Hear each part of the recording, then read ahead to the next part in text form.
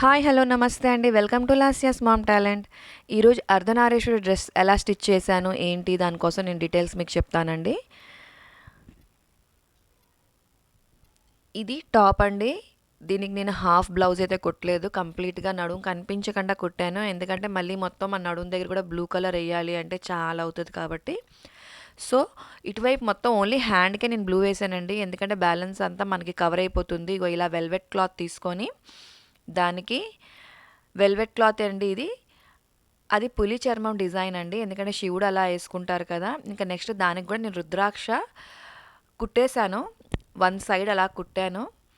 పవిటికి అవి రెండు యాడ్ చేసినట్టు హాఫ్ అండ్ హాఫ్ కనిపిస్తుంది, చూసారు కదా. వేసిన తర్వాత క్లారిటీ వస్తుందంటే ఒక పర్సన్ మీద వేసే క్లారిటీ వస్తుంది. ఇది ప్యాంట్ అండి.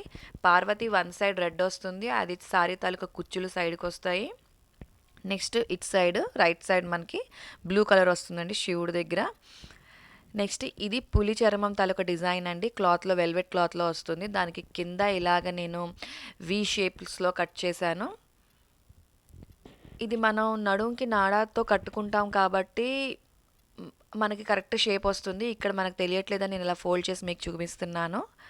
ఇది వన్ సైడ్ అంతా బ్లూ, ఇంకా వెల్వెట్ క్లాత్లో పులి చర్మం డిజైన్ వస్తుంది. వన్ సైడ్ అంతా రెడ్ వస్తుందండి, అది పార్వతిది.